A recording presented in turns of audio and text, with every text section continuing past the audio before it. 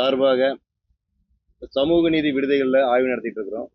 தொடர்ச்சியாக கோவை, சென்னை, அதை தொடர்ந்து தேனி, மதுரை, திண்டுக்கல் போன்ற மாவட்டங்களில் சமூக நீதி விடுதிகளை வந்து ஆய்வு செஞ்சுட்டு இருக்கிறோம். மாணவர்களிடம் நேரடியாக சென்று அவங்களுடைய நிறை குறைகளை எல்லாமே கேட்டறிஞ்சு குறைகளை வந்து நிவர்த்தி பண்ணக்கூடிய அனைத்து விதமான நடவடிக்கைகளும் மேற்கொள்வதற்கு உண்டான பணிகளை செஞ்சுட்டு இருக்கிறோம். அது ஒரு கட்டமாக மதுரையில் இருக்கக்கூடிய கேர்ள்ஸ் ஹாஸ்டல், பாய்ஸ் ஹாஸ்டலுக்கு வந்து இன்னைக்கு ஆய்வு செஞ்சுருக்கிறோம். அங்கே நேரடியாக மாணவர்கிட்டையும் பேசணும். அவங்களுடைய தேவைகள் நேரடியாக பார்க்கும் பொழுது சில விஷயங்கள் வந்து நமக்கு ஒரு புலப்படுது. அதை நிவர்த்தி பண்ணக்கூடிய அனைத்து பணிகளும் மாண்புமிகு தமிழக முதல்வர் அவர்களின் கவனத்தில் கொண்டு சென்று கூடிய விரைவில் சரி செய்யக்கூடிய அனைத்து பணிகளும் மேற்கொள்ளலாம் என்பதை தெரிவித்துள்ளேன். இப்போ காலையில நீங்க போயிருந்தீங்க கல்லூரி, அங்க வந்து அரசு பள்ளி வளாகத்துக்கு போய் உங்களை வரவேற்று கட்சியினர் பேனர் வச்சாங்க. தொடர்ச்சியா நீங்க பள்ளிக்கல்வி நடந்து நிறைய அறிவுறுத்தல் கொடுத்தாரு. திரும்ப கண்டினியூ ஆகுது இது. இது நாங்கள் சொல்லிட்டு இருக்கோம் சார். இன்னைக்கு கூட சொன்ன நேற்றுக்கும் மதுரை திண்டுக்கல், தேனியிலும் கூட இது சம்பவம் நடைபெற்றது. அந்த இடத்துல சொல்லியிருந்தோம். அதே போல விடுதிக்குள்ளார எந்த ஒரு கட்சிக்காரங்களும் வர வேண்டாம் அப்படின்னு வெளியவே தான் அவங்க நிற்க வைக்கிற கூட அட்வைஸ் பண்ணிருக்கு. இன்னைக்கு நீங்க பார்த்துருப்பீங்கன்னு நினைக்கிறேன். முடிஞ்ச வரைக்கும் நாங்கள் யாருமே கட்சி சம்பந்தப்பட்ட யாரும் வந்து வளாகத்துக்குள்ள வராம வெளியே தான் நிற்க சொல்லிட்டோம். நாங்கள் மட்டும்தான் உள்ள போய் ஆய்வு செய்ய போயிருந்தோம்.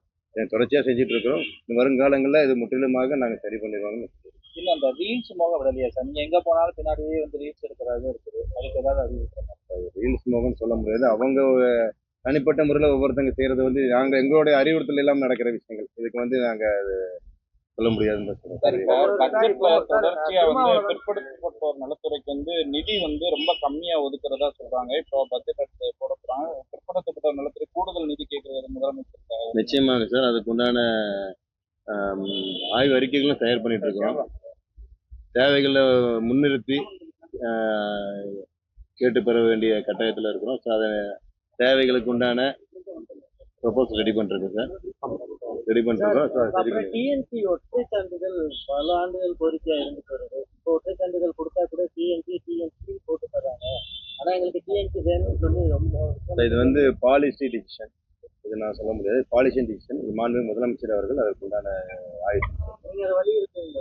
நிச்சயமாக மக்களுடைய கோரிக்கைகள் கொண்டு போய் சேர்க்க வேண்டியது என்னுடைய கடமை. அதை நிச்சயமா செய்யலாம். இப்போ ஆய்வு பண்ணுறது நிச்சயமா இருக்கு சார். தேவைகள் அதிகமா இருக்குது. தேவைகள் அதாவது கம்ப்ளைண்ட் சொல்றதை விட சில பக்கங்கள் வந்து மாறுதலுக்கு உட்பட்ட விஷயங்கள் மாற்றி தான் தீரணும். அது செய்ய வேண்டிய கடமைகள் இருக்கு சார். பார்த்துருக்குறோம். உடனடியாக செய்ய வேண்டிய வேலைகளை செய்ய சொல்லியிருக்கிறோம். சில விஷயங்கள் ப்ரொபோசல் கொடுத்து செய்ய வேண்டிய வேலைகளுக்கு அதை செய்யணும். ப்ரியாரிட்டி முக்கியத்துவம் கொடுக்க வேண்டிய முன்னுரிமை கொடுக்க வேண்டிய விஷயங்களுக்கு உடனடியாக செய்யப்படுது. நிச்சயமா சார்.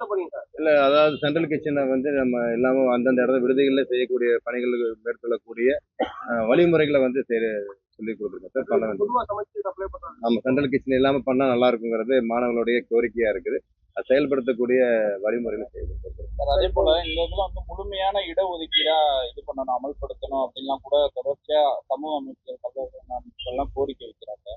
இந்த துறையில அதை எப்படி இது பண்றதுக்கு ஏதாவது சார்? அதாவது அரசாங்கத்துக்காக மக்கள் இல்லை, மக்களுக்காக தான் நமது அரசாங்கம்.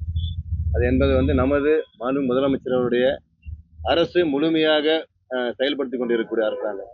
அதனால மக்களுக்கு தேவை என்பதை உணர்ந்து செயல்படுத்துவாங்கிறது சொல்லுங்க. இப்போ உங்க அமைச்சர்ல இடம்பெற்றிருக்கிற விசிகா தலைவர் திருமாவளவன் கூட்டணி கட்சி சிபிஎம் அவங்க வந்து கடந்த சட்டசபை கூட்டத்தொடர்ல சிஎம் விமர்சிச்சிருக்காங்க. அது அவை மாண்பு அல்ல, முதலமைச்சருடைய மாண்பு அல்ல. டிபார்ட்மெண்ட் ஆல்ரெடி சொல்லுங்க. டிபார்ட்மெண்ட்டை பற்றி எதனாலும் சொல்ல வேண்டியிருக்கோம். அதெல்லாம் நீங்க தேங்க்யூ சார்.